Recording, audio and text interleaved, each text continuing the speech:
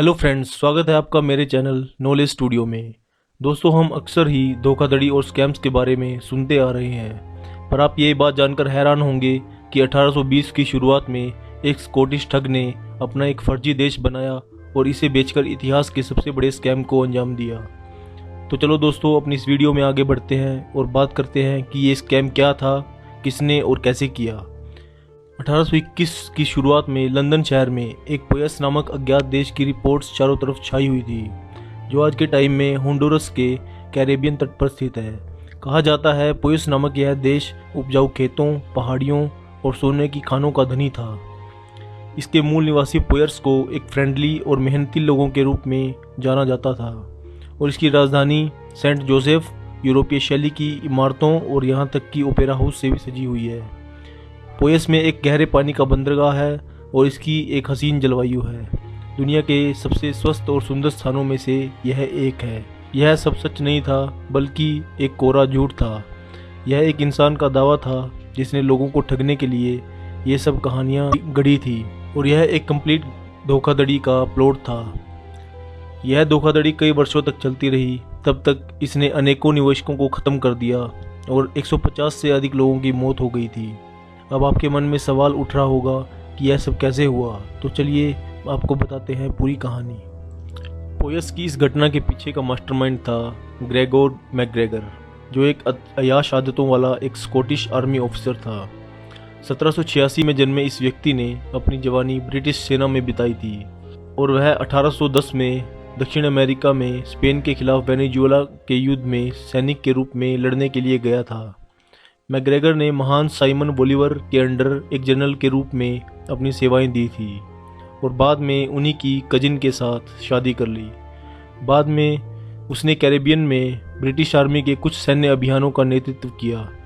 फिर उसने 1817 में एक चौंकाने वाला कारनामा किया जब उसने बागियों की एक छोटी सी सेना खड़ी की और फ्लोरिडा के एमेलिया टापू, जो कि स्पेन के अधीन था, उस पर कुछ समय के लिए कब्जा कर लिया। यहीं से इस सैनिक के शैतानी दिमाग का अंदाजा हो गया था और पूरे ब्रिटेन में उसका नाम छा गया था। मैकग्रेगर बेसिकली एक अच्छा मिलिट्री कमांडर नहीं था।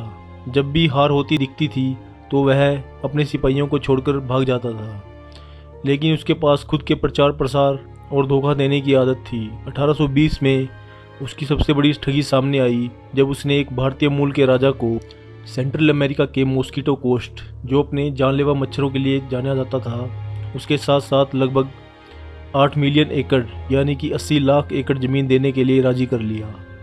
इस ज़मीन का एरिया एक भयानक जंगल जैसा था।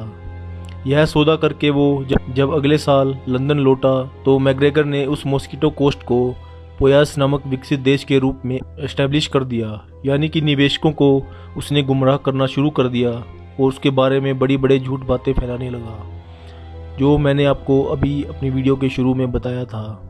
उसने दावा किया कि वह उस देश का कजिग या राजकुमार है और उसने घोषणा की कि वह यूरोप के द्वारा उस देश में निवेश करने और उस देश में जाके बसने वालों को नामजद करने के मिशन पे आया है। उसने लंदन की हाई क्लास सोसाइटी में अपनी एक अलग पहचान बनाने में ज़्यादा समय नहीं लगाया। एक रईस वर्ग ने उसे और उसकी पत्नी का देश में रहने का प्रबंध किया और शहर के मेयर ने उसके सम्मान में एक डिनर आयोजित किया। मैकग्रेगर ने इस मौके का फ़ायदा उठा के और अपनी पिछली सैन्य उपलब्धियों को बढ़ा चढ़ा के हवाला देते हुए वहां मौजूद लोगों का विश्वास जीता। वह कच्चा खिलाड़ी नहीं था। वह अपने साथ सभी ऑफिशियल डॉक्यूमेंट्स लेके आया था, जैसे कि मॉस्किटो कोस्ट के राजा से ज़मीन का हैंड रिटन एग्रीमेंट, उस कथित देश का नेशनल फ्लैग, चार्ट और नक्शे जो पोयस की सीमाओं को दिखाते थे। यह सब चीज़ें देख के सभी प्रभावित हो गए। उस टाइम में समाचारों की धीमी गति और अनस्टेबल राजनीतिक स्थिति में पोयस के अस्तित्व के बारे में अधिकांश लोगों को समझाने के लिए ये दस्तावेज काफ़ी थे। अपने कथित देश में लोगों की दिलचस्पी बढ़ाने के बाद मैकग्रेगर ने लंदन के पैसा बाजार में 2 लाख पाउंड के फर्जी पोयस बॉन्ड को कैश करा लिया। उसने अपने कथित देश में निवेश करने वालों को लालच देने के लिए कुछ ज़मीन और इनाम देने शुरू कर दिए। वहां जाने वाले लोगों का रजिस्ट्रेशन मैकग्रेगर के जन्म स्थान स्कॉटलैंड में किया जाने लगा और पोयस में बसने वालों को लालच दिया गया था कि वे पोयस में 100 एकड़ ज़मीन को सिर्फ और सिर्फ 11 पाउंड में खरीद सकते हैं। यहाँ तक कि मैकग्रेगर ने कई लोगों को पोयस आर्मी में ऑफिसर पद का लालच देकर उनसे मोटी रकम वसूली। उसने लोगों को व्यापारियों, सरकारी कर्मचारियों और बैंकरों के पदों पर भर्ती का लालच दिया।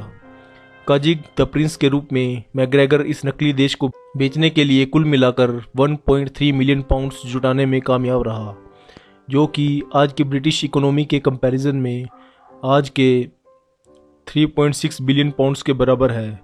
अगर हम एक पाउंड की कीमत 95 रुपये लगा के चलें तो यह रकम 34,200 करोड़ रुपए बनती है, जो कि एक बहुत बड़ी रकम है। आप इस रकम से ही इस स्कैम की गंभीरता का अंदाज़ा लगा सकते हैं, और ये उसके घोटालों का अंत नहीं था। सितंबर 1822 में होंडर्स पैकेट नाम का एक जहाज़ कई दर्जन ठगे हुए लोगों को साथ लेकर लंदन से रवाना हुआ। 4 महीने बाद एक दूसरे जहाज़ ने स्कॉटलैंड के लीड्स से लगभग 200 और लोगों को लेकर उस काल्पनिक देश पोएस की ओर कूच किया। कुछ लोगों ने तो अपने जीवन की पूरी जमा पूंजी ही इस निवेश में झोंक दी थी। कुछ ने अपने पूरे नकद पैसे को उस पोएस डॉलर में बदल लिया था, जिसे मैग्रेगर ने स्कॉटलैंड में छापना शुरू भी कर दिया था। फिर कुछ दिन बाद जब सभी यात्री मध्य अमेरिका के तट पे पहुंचे तो उनकी आंखें फटी की फटी रह गई। यात्रियों ने देखा कि न तो वहां सेंट जोसेफ नाम की कोई राजधानी थी और न ही कोई पोएस नाम का देश था। उन्होंने वहां मीलों मील चल के सिर्फ और सिर्फ मच्छरों और कीटों से भरपूर एक घना जंगल पाया। इसी उलझन में लोगों ने वहां झोंपड़ियों का निर्माण किया और मदद के लिए इंतजार करने लगे।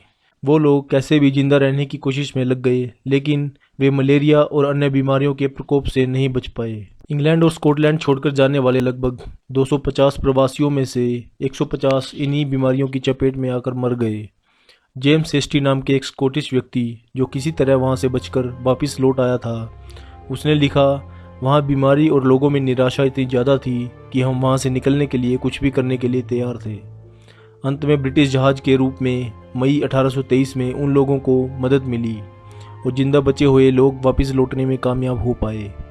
1823 की सर्दियों में मैग्रेगर चुपचाप इंग्लैंड से फ्रांस भाग गया और पेरिस में अपनी एक दुकान चलाने लगा। वह इतना लालची और क्रिमिनल माइंडेड था कि उसने पोएस वाली स्कीम को फिर से फ्रांस में दोहराने का प्रयास किया। उसने वहां पोएस का एक संविधान प्रकाशित किया और एक बार फिर वैसे ही निवेशकों का रजिस्ट्रेशन शुरू कर दिया। हालांकि इस बार उसके इस काल्पनिक देश ने फ्रांसीसी अधिकारियों के मन में शक पैदा कर दिया था। मैग्रेगर को दिसंबर 1825 में जेल में डाल दिया गया। उसके ऊपर धोखाधड़ी और साजिश रचने का मामला दर्ज किया गया, लेकिन सबूतों की कमी के कारण उसे बरी कर दिया गया और 8 महीने बाद वह रिहा हो गया।